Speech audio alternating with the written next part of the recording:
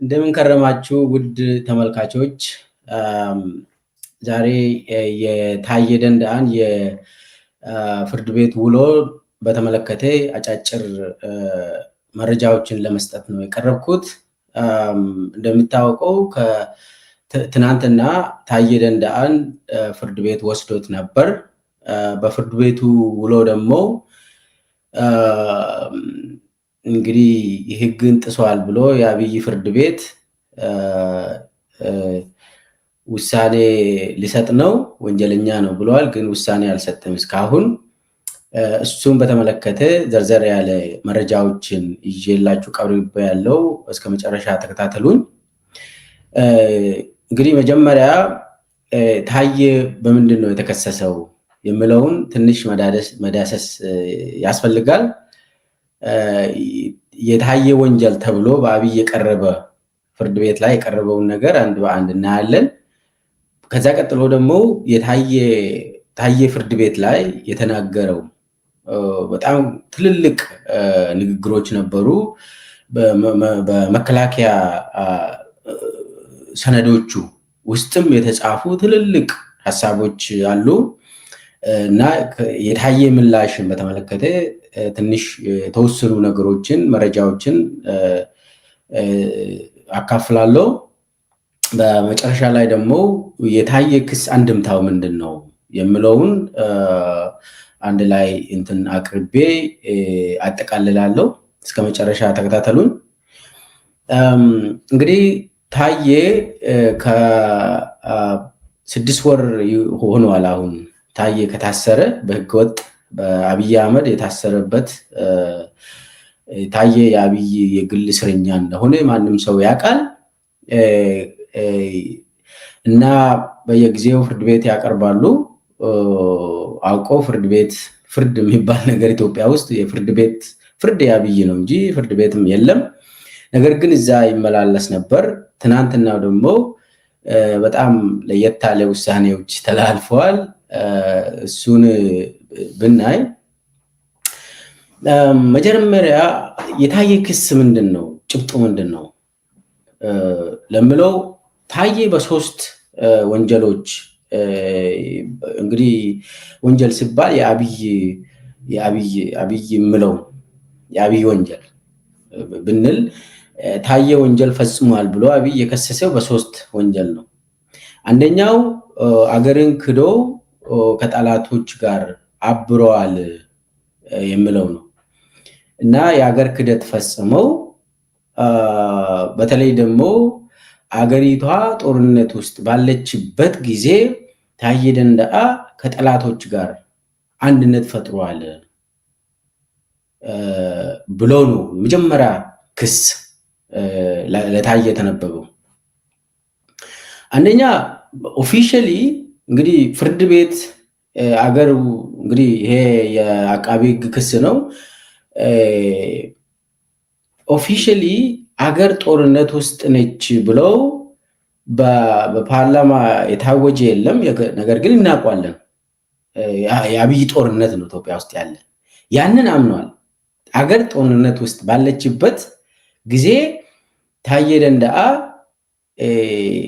ከጠላት ጋር አንድነት ፈጥሯል፣ አገርን ክዷል የሚል ነው። ለዚህ ደግሞ ማስረጃ ብለው ያቀረቡት የታየን የሶሻል ሚዲያ የፌስቡክ ፖስቶችን ነው።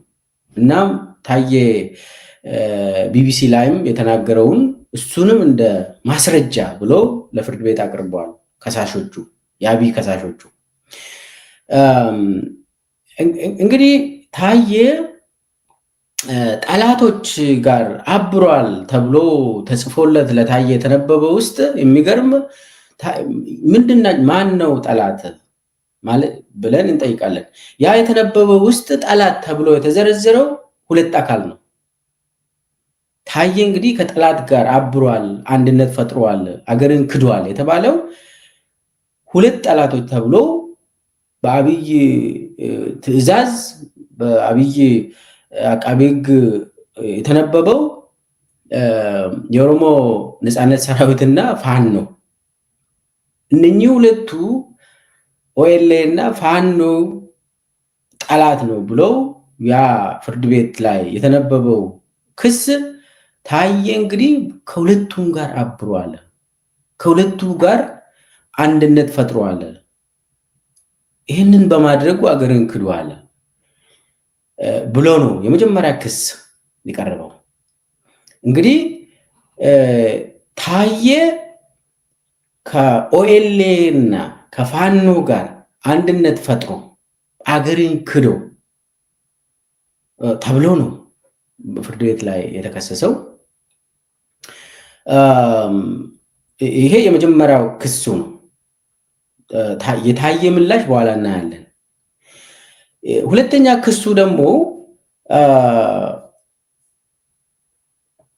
የመጀመሪያ ክስ ኦልሬዲ ከጠላት ጋር አንድነት ፈጥሮ አገርን ክዷል ነው።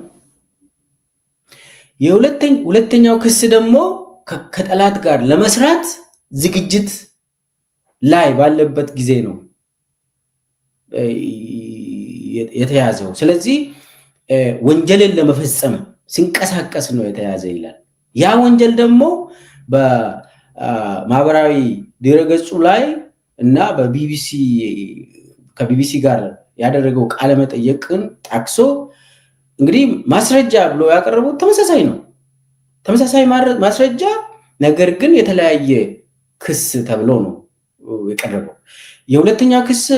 ስለዚህ ሁለተኛው ክስ ተብሎ ጭብጡ የቀረበው ወንጀልን ለመስራት እየተንቀሳቀሰ ነው። አንደኛ ፌስቡክ ላይ የሚጽፋቸው ፕሮፓጋንዳዎች ናቸው። ያ ፕሮፓጋንዳ ደግሞ ህዝብን የሚያስፈራና የሚያስፈራራ ነው። በዚህ ፕሮፓጋንዳ ደግሞ ጠላት ጋር ለመስራት እያቀደ ነው እና አገርን ለመካድ እያቀደ ነው፣ ወንጀልን ለመፈጸም እየተዘጋጀ ነው ይላል እና የመጀመሪያ ክስ ወንጀልን ፈጽመዋል ብሎ ነው። ሁለተኛው ክስ ደግሞ ወንጀልን ለመፈጸም ነው ይላል። እዛው ላይ እንግዲህ ወንጀልን ያንን ወንጀል ፈጽሟል ከሆነ ፈጽሟል ነው የምትለው። ከፈጸመ ገና ደግሞ በሌላ ሌላ ክስ ተብሎ ሁለተኛው ክስ ላይ ደግሞ ተመሳሳይ ወንጀልን ለመፈጸም ነው ይላል። ማለት አንዴ ወንጀሉን ፈጽሟል ከተባለ አንድ በቂ ነው። ያው እሱም ውሸት እንደሆነ በኋላ እናያለን። እና እሱ የሁለተኛው ክሱ ከፋኖና ከኦኤልኤ ጋር ለመስራት እያቀደ ነው። የሱ ጽሁፎች ደግሞ ፌስቡክ ላይ ታየ የምጽፋቸው እነኚህ ቡድኖችን ኦኤልኤ እና ፋኖን የሚደግፍ እነሱን የሚያበረታታ ጽሁፍ ነው ይላል እና እንግዲህ አገሪቷ ጦርነት ውስጥ ባለችበት ሰዓት ታየ ደንደዓ እነኚህ ጠላቶችን ለመደገፍ እነሱን የማበረታታት ስራ ነው የሰራ የሚል ነው። ያ ደግሞ ለወንጀል የተዘጋጀ ነው የተያዘው ይላል። ስለዚህ የመጀመሪያው ወንጀል ፈጽሟል ነው። ከኦኤልኤ እና ፋኖ ጋር ተመሳጥሮ አንድነት ፈጥሮ አገርን ካደ ነው። ሁለተኛው ክሱ ደግሞ ከኦኤልኤ እና ፋኖ ጋር ለመስራት እነሱን በማበረታታት ወንጀልን ለመስራት አገሪቷን ለመበተን እንደዚህ ለማድረግ ማስፈራራት ምናምን ለወንጀል እየተዘጋጀ ነው ይላል። ሶስተኛው ክሱ ደግሞ ህገወጥ ጦር መሳሪያን ይዞ በመገኘቱ ይላል። ህገወጥ ጦር መሳሪያ እና ማለት ታየ ጋር የያዙት አንድ ክላሽ እና ከአንድ ክላሽ ጋር ሁለት ካርታ ነው የያዙት። እነኚህ ሶስቱ ናቸው የታየ ክስ ተብሎ የቀረበው። እንግዲህ ታየ ከፍተኛ የመንግስት ባለስልጣን ነው። የሰላም ሚኒስቴር ዴኤታ ነበር። በፓርቲ ደረጃም ከፍተኛ ስልጣን ነበረው። የጨፌ ኦሮሚያ አባል ነው። ስለዚህ ታዬ በጥበቃ ነው ሲንቀሳቀስ ነበር። በኋላ ግን ታዬ ጥበቃን እንዳያገኝ ተደረገ። ጥበቃውን ካነሱ በኋላ ደግሞ ታዬ ላይ ግድያ ለመፈጸም የተለያየ ጊዜ በተለይ አዳማ ስብሰባ ሲሄድ ግድያ ሙከራዎች ታዬ ላይ እንደተደረገ ታዬ ራሱ ተናግሯል። እንግዲህ በኋላ ይቅርታ በተለይ ደግሞ የኦኤልኤ እና የፌዴራሉ መንግስት የአብይ መንግስት ድርድር በታንዛኒያ ሲካሄድ በዛን ጊዜ ለሰላም ሲጽፍ ነበር። ታዬ ለሰላም ነው የሚጽፈው፣ ሰላም መምጣት አለበት ይላል።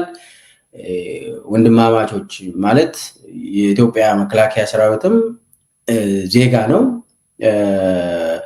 ኦኤልኤ ሰራዊትም የፋኖ ሰራዊትም ዜጎች ናቸው። ሰላም ይምጣ፣ ኢትዮጵያ ውስጥ በጦርነት የሚፈታ ነገር የለም፣ በሰላም ብቻ ነው መፈታት ያለበት የሚል አቋም ያለው ሰው ነው እና ይህንን ሲያነሳ ሲጽፍ ሲያንጸባርቅ ነበር። ከዛ በኋላ አብይ እንግዲህ ከስልጣን ካነሳ በኋላ አሰረው። ታዬ ግን የመጨረሻ ቃሉ በዛን ጊዜ መጀመሪያ ሳይታሰር በፊት አብይን እንግዲህ በሰው ደም የምትጫወት አረመኔ ነህ ብለው ጽፏል። ይሄ ትልቅ በኢትዮጵያ ታሪክ አንድ ሚኒስቴር ከጠቅላይ ሚኒስቴር ወይ ከንጉስ ከማንም መሪ እንደዚህ የሚናገር ሰው የለም። ይሄ በጣም ትልቅ ጀግንነትን ይጠይቃል እና ታዬ ግን ይህንን ሐቁን ነው የተናገረው እና የመጀመሪያ ዙር ታስሮ እንግዲህ በዋስ ተፈታ። ከዛ በኋላ ደግሞ ታሰረ። አሁንም አሰሩት። አሁንም ክሶቹ ተመሳሳይ ናቸው። ምንም አዲስ ክስ የለም። የመጀመሪያው ዙር ክስ በዋስ እንዲፈታ የተደረገው ተመሳሳይ ነው። ምንም አዲስ ነገር የለም። አሁን እንግዲህ የታየ ምላሽን እንየው። እንግዲህ ሶስቱ የታየ ክሶች እነኚህ ናቸው። አገርን ካደ፣ አገርን ለመካድ ጻፈ፣ ከዛ ህገወጥ ጦር መሳሪያ ይዞ ተገኘ ነው። የታየ ምላሽ ደግሞ በተለይ ደግሞ አንደኛና ሁለተኛው ክስ የሚባለው አንድ ላይ መታየት ነበረበት። ታየም እንደዛ ብሏል። ምንም አውቆ ነው እንደዚህ ሁለት ክስ ያደረጉት። የታየ ምላሽ ምንድነው? አንደኛ የታየ ምላሽ አሁን የሱ የመከላከያ ጽሁፍ ውስጥ አለ። ጽፎም ለፍርድ ቤቱ ያቀረበ በፍርድ ቤቱ ፊት ለፊትም ቆሞ የተናገረው ነው። በመጀመሪያ ደረጃ ከጠላት ጋር ሰርቷል እና ሀገርን ክዷል ለተባለው ክስ ታየ ይሄ ውሸት እንደሆነ እናም የኦሮሞ ነፃነት ሰራዊት ጠላት እንዳልሆኑ፣ ፋኖም ጠላት እንዳልሆኑ፣ እነኚህ ሁለቱም ዜጎች እንደሆኑ የኦሮሞ ነፃነት ሰራዊት አባላትም የፋኖ ሰራዊት አባላትም ጠላት አይደሉም፣ ዜጎች ናቸው። ስለተካዱ ነው፣ ክደት ስለተፈጸመባቸው ነው ወደ ጫካ የገቡት የሚል በጽሁፍም በንግግርም ተናግሯል። አገርን የካደው አብይ አህመድ ነው እንጂ ታዬ ደንደዓ አይደለም ብሎ ጽፎ ለፍርድ ቤት አስረድቷል፣ በቃልም አስረድቷል። እነኚህ ልጆች ኢትዮጵያውያን ናቸው፣ ዜጎች ናቸው። መብታቸው ስለተጣሰ ስለተካዱ ነው ወደ ጫካ የገቡት ብሎ ሲጽፍ ጨምሮ ደግሞ የኢትዮጵያ ወጣቶች ለምሳሌ አሁን ጫካ የገቡት የኦኤልኤ ሰራዊት አባላት የፋኖ ሰራዊት አባላት ወጣቶች ናቸው። እነኚህ ወጣቶች ታግለው ለውጥ ያመጡ ናቸው። ለዲሞክራሲ የታገሉ ልጆች ናቸው። አብይ አህመድን ወደ ስልጣን ያመጡ ልጆች ናቸው። በሰላም ታግለው ኢህአዴግ ውስጥ ለውጥ ያመጡ አብይን ወደ ላይ ያወጡ ልጆች ናቸው። ያ የዲሞክራሲ ጉዞ ሲጠለፍ ልጆቹ ወደ ጫካ መረጡ እንጂ ልጆቹ አገርን አልከዱም። ልጆቹ አብይንም አልከዱም፣ መንግስትን አልከዱም። ሁለቱም የኦኤልኤ ሰራዊትም የፋኖ ሰራዊትም ጠላቶች አይደሉም። ስለተካዱ ነው ጠመንጃ ያነሱት። ካዲው ደግሞ አብይ አህመድ ነው። ክደት የፈጸመው አብይ አህመድ ነው። ለፍርድ መቅረብ ያለበት አብይ አህመድ ነው እንጂ ታዬ አይደለም ብሎ በጽሁፍም በቃልም ለፍርድ ቤት አቅርቧል ታዬ። ስለዚህ በሰላማዊ ትግል አገርን የለወጡ ልጆች ያ የሰላማዊ ትግላቸው ሲቀለበስና በአንድ ግለሰብ እጅ ሲወድቅ ያላቸው አማራጭ ሰላማዊ ትግል ስለተዘጋ ያለው አማራጭ ነው የተጠቀሙት። ስለዚህ እነሱ ጠላት አይደሉም። ጠላት መባል ያለበት ሰላማዊ ትግልን ጠልፎ ኢትዮጵያን ወደ ጦርነት የወሰደ ሰው ነው እንጂ ጠላት መባል ያለበት አብይ አህመድ ነው እንጂ የኢትዮጵያ ልጆች መብታቸው ስለተገፈፈ፣ ስለተገደሉ፣ ስለተረሸኑ ለዲሞክራሲ ጥያቄ ያነሱ፣ ለሰብአዊ መብት ጥያቄ ያነሱ፣ ለፍትሃዊ ጥያቄ የዳቦ ጥያቄ ያነሱ ልጆች ጠላት አይባሉም ብሎ ታዬ አስረግጦ በጽሁፍም በቃልም ለፍርድ ቤት አስረድቷል። ይሄ ግልጽ መሆን አለበት። ስለዚህ በአገር ክህደት መከሰስ ያለበት አብይ አህመድ ነው፣ እኔ አይደለሁም ብሏል ታዬ በፍርድ ቤት።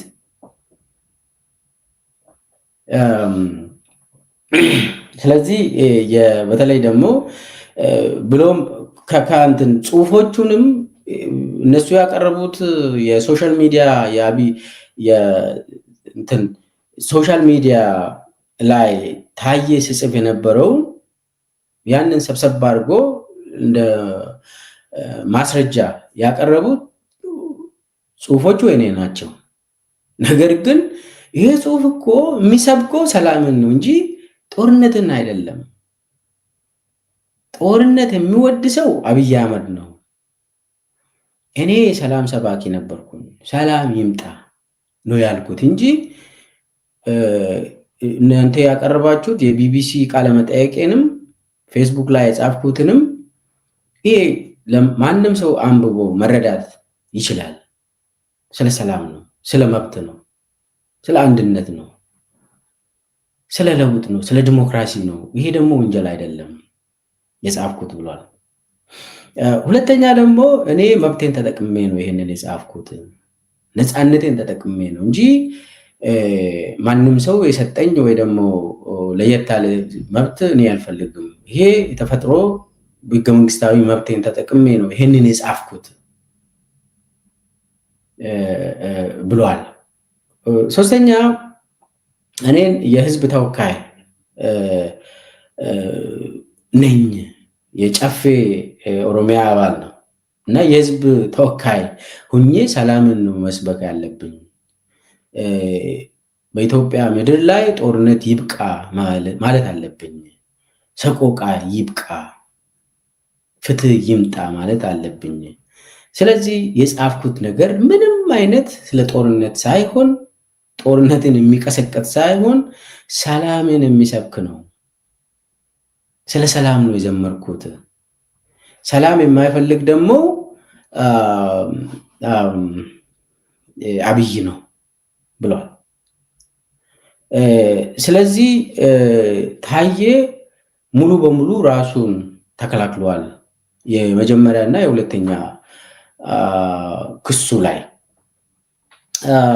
እንግዲህ የመጀመሪያና የሁለተኛው ክስ ፍርድ ቤቱም አይቶ ያው የአብይ ፍርድ ቤት ነው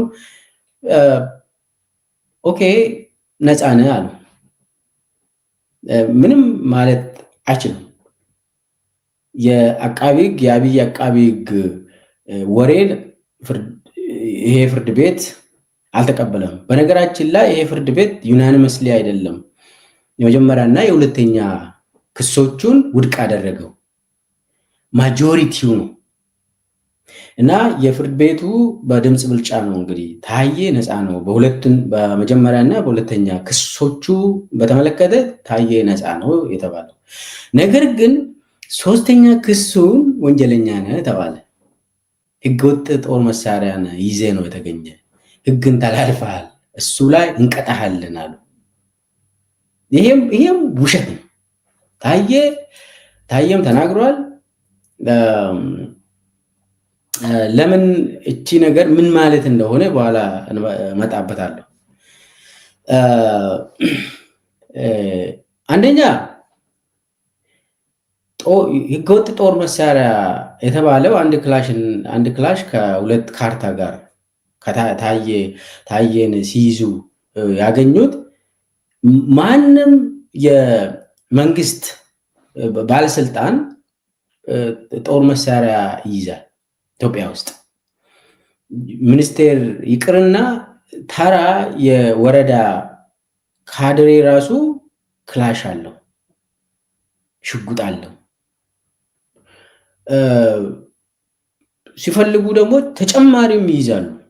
አንዳንዴ አንድ ቤት ውስጥ ሁለት ክላሽ ልታገኙ ይችላላችሁ። ኢቭን ላይ የከፍተኛ ባለስልጣናት ብቻ ሳይሆን ተራዛ ወረዳ ቀበሌ አካባቢ ራሱ ይሄ በአሁኑ በጦርነት ጊዜ ደግሞ እንግዲህ አስቡት።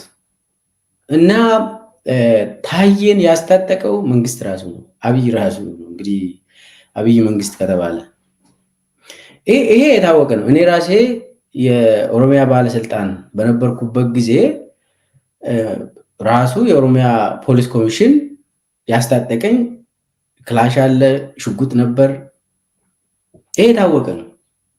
ስልጣን ከያዝክ ጥበቃ ይመደብልሃል። ጥበቃ ነበረኝ፣ የታወቀ ነው። ስለዚህ ማንም ባለስልጣን ለምሳሌ አብይ አህመድ ራሱ በኦሮሚያ የድርጅት ጽህፈት ቤት በነበረበት ጊዜ ሁለት ክላሽ ይዞ ነው የሚንቀሳቀሰው። ሁለት ክላሽ እንግዲህ በዛን ጊዜ በኢህአዴግ ጊዜ ሁለት ክላሽ ገቢ ነው አስቀምጠው ነው የሚሄደው። አብይ አህመድ ታጥቆ ነው የሚንቀሳቀሰው። ጥበቃዎቹ ደግሞ መዓት። ይሄ የታወቀ ነው። ስለዚህ አንድም ባለስልጣን እንግዲህ ከአብይ ጋር ስለተጣላ ታሰረ። ሲያስሩት ደግሞ ራሳቸው የሰጡትን ጦር መሳሪያ በህገ ወጥ ነው ያዝነው ብለው አቀረቡ፣ እንትን አደረጉ። እና እንግዲህ የታጠቀው የፌዴራል ባለስልጣን ነው ታዬ ራሱ ሰጥቶ ወንጀል ነው እንትኑ የተባለው። ስለዚህ እሱን አሁን ወንጀል ነው ተብሏል። ፍርድ ቤትም አይቶ ወንጀል ነው የሰራ ብለዋል። አንድ ክላሽና ሁለት ካርታ ነው እንግዲህ ከታዬ ጋር የተያዘ ነገር። ግን ፍርድ ቤቱ ደግሞ የሚገርም ነገር ብዙ ጦር መሳሪያዎችን ይዞ ተገኝቷል ይላል ክሱ። ብዙ ጦር መሳሪያዎችን ይዞ ህገወጥ ጦር መሳሪያዎችን ይዞ ነው የተገኘ ይላል። ታዬ ጋር ተይዞ ኤግዚቢሽን የቀረበው አንድ ክላሽ እና 2 ካርታ ነው። ነገር ግን ክሱ ደግሞ ብዙ ነው ይላል። ልክ እንደ ጦር መሳሪያ ነጋዴ ያደረጉት። እንግዲህ አሁን ፍርድ ቤት ውሳኔ ገና ከ2 ሳምንት በኋላ ይሰጣል። ነገር ግን ወንጀለኛ ነው ተብሏል። ይሄ ነገር ምንድን ነው? ሁለቱም የመጀመሪያና የሁለተኛው ክሶቹን ውድቅ ተደርጓል። ግን ሶስተኛው ወንጀል የተባለው ክስ የቀረበውን ወንጀል ነው ተብሏል። ይሄ ውሸት ነው፣ የተቀነባበረ ጉዳይ ነው፣ የታወቀ ነገር ነው። እንግዲህ አንድምታው ምንድን ነው? ይሄ ነገር ምንድን ነው? ምን ማለት ነው? የታየ ክስ ምንድን ነው? ከታየ ክስ ምንድን ነው የምንረዳው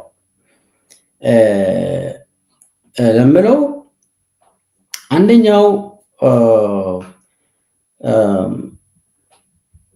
አንደኛው የአገር ክህደት ማለት ምንድን ነው? አገርን ካዴ ማለት ምን ማለት ነው? በአብይ ጊዜ አሁን አብይ ባንዳ አገር ክህደት ይላል። ባንዳና አገር ክህደት በአብይ ዘመን ከአብይ ጋር የተጣላ ሁሉ አብይ እንደ ግለሰብ ከአብይ ጋር ተጣልታል ከሆነ የአገር ክህደት ይባላል። የአገር ክህደት ይባላል። አብይ ጋር ስለተጣላ ብቻ አገርን ካደ ነው የምትባለው። ባንዳ ነው ትባላለህ። የአገር ካዲ ባንዳ ቁጥር 1 ባንዳ አብይ ሆኖ እያለ የኢትዮጵያ ሕዝብን በጦርነት እየገረፈ ያለው ተከታታይ ለ7 ዓመት በጦርነት እየገረፈ እልቂት ባለቤት አብይ አህመድ እየሆነ በረሃብ አለንጋ ኢትዮጵያውያንን እየገረፈ ያለ በድሮን ለመጀመሪያ ጊዜ ኢትዮጵያውያንን በትምህርት ቤት በሃይማኖት ተቋማት በየቤታቸው ያቃጠለ ሰው አብይ አህመድ ከሃዲ ሆኖ ሳለ አብይ ጋር የተቃወሙ ሰዎች ከሃዲ ይባላሉ። የጎረቤት አገርን ጋብዞ ጄኖሳይድ ያስፈጸመው አብይ አህመድ እሱ ባንዳ አይደለም፣ እሱ ከሃዲ አይደለም። ለመብቱ ግን የቆመ ሰው፣ ለሰላም የቆመ ሰው፣ ለፍትህ የቆመ ሰው ባንዳ ይባላል በአብይ ዘመን። ስለዚህ ታዬን በሀገር ክህደት የከሰሰ ሰው ታዬ በግልጽ ከአብይ ጋር እንደተጣላ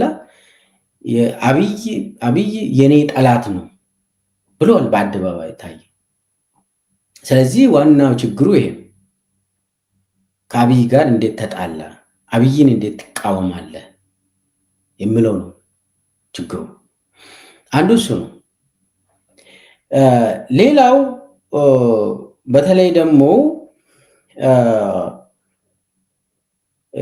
ህገወጥ ጦር መሳሪያን ይዘ ተገኝተሃል ተባለ ታዬ። እንግዲህ ከፍተኛ የስልጣን ከፍተኛ አመራር የሆነ ሰው በህገወጥ ጦር መሳሪያን ይዘ ስለተገኘ ወንጀለኛ ነህ ተባለ። አንደኛ ይሄ ውሸት ነው። ያ ጦር መሳሪያ በራሱ በመንግስት ለታዬ የተሰጠ መሳሪያ ነው። በሁለተኛ ደረጃ ደግሞ ከፍ አድርገን እንየው። አሁን ኢትዮጵያ ውስጥ ጦር መሳሪያን ይዞ ተገኘ ብሎ ሰው አንድን ሚኒስቴር ሲከስ እንግዲህ የመከላከያ አመራሮች ምንድን ነው የሚሉት? በተለይ ደግሞ ህወሓትን በተመለከተ የአየር መቃወማ ይዛቸዋል፣ እሱም መልሱልን። ከባድ ጦር መሳሪያዎችን ይዛቸዋል፣ እሱም መልሱልን፣ ሰላም ይፈጠራል ይላል። ብዙ ታንክን ታጥቃቸዋል፣ እሱን ስጡን፣ መልሱልን ይላል። ምን ማለት ነው ይሄ?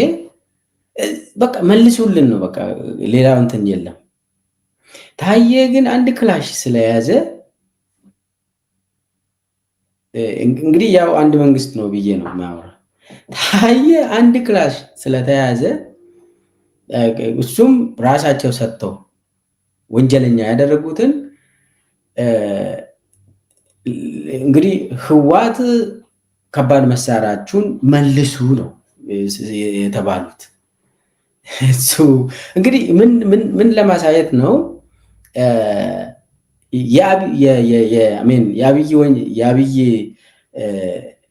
አብይ ታዬን እንዴት ያያል? ይፈሯል። ስለዚህ ይሄ እንትን ጦር መሳሪያን ይዜ ተገኝታለ የሚባለው ምንም ውሸት እንደሆነ ያሳያል። ታንክ እንኳን መልሱልን የሚባልበት አገር ታዬ እንደው በህገ ወጥ ራሱ አንድ ክላሽ ይዞ ቢገኝ በቃ ይህን ኃይል ኢትዮጵያ ውስጥ ምንም ወንጀል አይባልም። እንግዲህ ብርሃኑ ጁላ አነጋገር ማለት ነው። የያዛችሁትን አየር መቃወማ መልሱልን፣ የያዛችሁትን ታንኮችና ምናምኖችን መልሱልን በቃ ይላል እዛ ቆሞ። ስለዚህ እንደዚህ የምትናገርበት ሀገር ታዬ አንድ ክላሽ ከእንትን ራስ ሰተ ደግሞ የምታደርገው የተቀነባበረ የፖለቲካ ድራማ እንደሆነ ግልጽ እንዲሆን ፈልጌ ነው።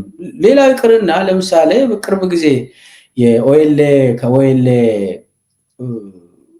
የገቡት እና ሹመት ያገኙት ሰዎች አሉ። እንግዲህ ብዙ ናቸው። ገብቶ ስልጣን ያገኙት ግን ጥቂት ናቸው። ከገቡት ውስጥ ያው የተገደሉ አሉ፣ አሁን የተባረሩም አሉ፣ ዳግም ደግሞ ወደ ኦኤልኤ የተመለሱት አሉ። ግን የተወሰኑ ሰዎች ስልጣን አግኝተዋል። ከጫካ ራሱ የታጠቀ ገብቷል ብለ ፓርላማ ላይ ስልጣን ሰጥቼዋለሁ ብለ ፓርላማ ላይ ያወራል። እንዲህ አይነት ሀገር ውስጥ ታዬ አንድ ክላሽ ይዞ ስለተገኘ በቃ ወንጀለኛ ሆነ የሚባሉ በጣም የሚያስቅ ነው፣ የሚያስቅ ድራማ ነው። እና የፖለቲካ የአብይ የግል እስረኛ መሆኑን የሚያሳይ ነገር ነው። ነገሩ የጦር መሳሪያ ምናምን አይደለም፣ ፖለቲካ መሆኑን ነው። ታዬ ላይ ያነጣጠረው ጉዳይ ጦር መሳሪያን ይዞ ተገኘ የሚባል ሳይሆን የታዬ አቋም ነው፣ የፖለቲካ ጉዳይ ነው። ከአብይ ጋር ለአብይ ለምን አልሰገደም ነው እንጂ ሌላ ታዬ ምንም ወንጀል እንዳልፈጸመ ግልጽ ሊሆን ይገባል ብዬ ነው። እንግዲህ ሶስተኛ ደግሞ ታዬ ስለ ሰላም ነው ያወራ። ታዬ ስለ ሰላም፣ ስለ ፍትህ፣ ስለ እኩልነት ነው የሚያወራ፣ ስለ ወንድማማችነት ነው የሚያወራ። ጦርነት ይብቃን ነው። ይሄ ነው አገሬን የሚጠቅመው እንጂ የአብይ አካሄድ አይደለም።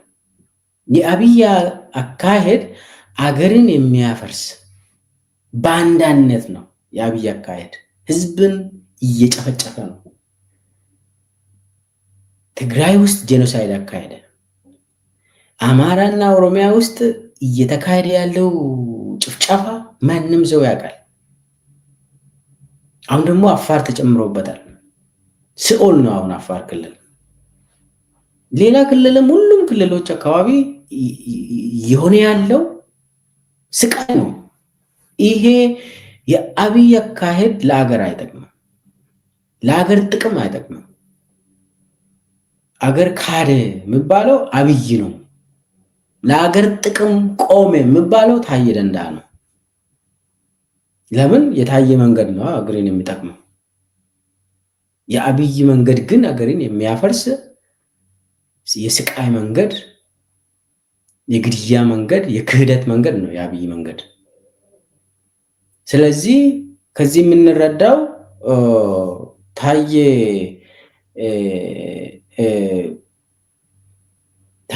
የሰላም ሰው ነው፣ የነፃነት ሰው ነው፣ የእኩልነት ሰው ነው። ነገር ግን አብይ አህመድ ያንን ለምንድን ነው የምታደርገው? የኔ ባሪያ ሆነ መቀጠል አለብህ የሚል ሰው ነው እና አብይ ማለት ነው። አብይ ታዬን እንደ ባሪያ እንደ ሌሎቹ ሚኒስቴሮች ባሪያ ሆኖ መቀጠል አለበት ነው። ታዬ ግን ጀግንነት ስላለው አብይን ተናግሮ ነው እስር ቤት ውስጥ የገባው። ጨካኝ ነህ አንተ፣ አረመኔ ነህ፣ በሰው ልጅ ደም የምትጫወት ሰው ነህ ብሎ ነው የታሰረው ታዬ። ከዚህ በላይ ጀግንነት የለም። የጀግንነት ጥግ አሳይቶ ነው የታሰረው ታዬ። ሌላው አንድምታ ውስጥ አንዱ ስለ ፍርድ ቤት ነው። አሁን መጀመሪያም ነፃ ነህ ብሎ በዋስ የለቀቀው ፍርድ ቤት ነው። ከዛ በኋላ እንደገናም አሁንም ተመሳሳይ ፍርድ ቤት ወደ እስር እንዲመለስ አድርገዋል። ስለዚህ አሁን የአንድ ሰው ማለት አንድ ዳኛ በጣም የአብይ ቀኝ እጅ የሆነውን ዳኛ ስም መጥቀስ አለብን። ለምን? ታዬን ከአብይ ትዕዛዝ ወስዶ ታዬን ያሰረ አንድ ዳኛ አለ። ያንን ዳኛ በስሙ መጥቀስ አለብኝ። ያ ዳኛ ከድር አባ ፊጣ ይባላል። ከድር አባ ፊጣ የጠቅላይ ፍርድ ቤት ዳኛ ነው። የይግባኝ ሰሚ እንትን ነው፣ እሱ ነው ዋናው የመሃል ዳኛ ነው። ይግባኝ ሰሚ ላይ በሽብር የተከሰሱ ፖለቲከኞችን ኬዝ ጉዳዮችን የሚያይ ከድር አባ ፊጣ ነው። ይሄ ከድር አባ ፊጣ የሚባለው ዳኛ ልክ አብይ ወደ ስልጣን ሲይዝ ነው ያንን ቦታ እንዲይዝ የተደረገው። አሁን በኢትዮጵያ ውስጥ የፖለቲካ እስረኞችን በተመለከተ ጉዳዮችን የሚያይ የአብይ ቀኝ እጅ የሆነው ከድር አባ ፊጣ ነው።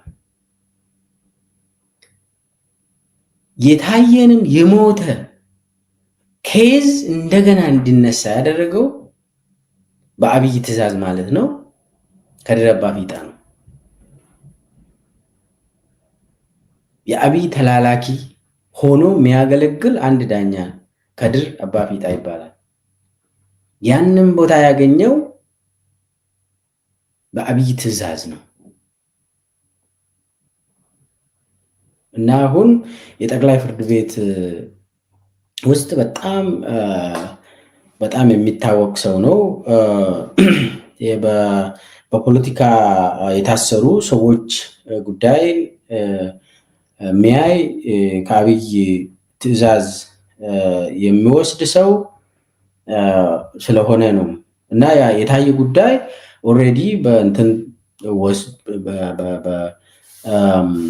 ዋስ ወጥተው ከዛ በኋላ ፋይሉ ራሱ ሊዘጋ የደረሰውን እንደገና ተመልሶ ታየም እንዲታሰር ታየም ዛሬ ወንጀለኛ ነው ተብሎ በተራ ክላሽ እና በክላሽ እንትን አንድ ክላሽ ወንጀለኛ እንትን ያስባሉ ሰዎች ውስጥ ከድር አባፊጣ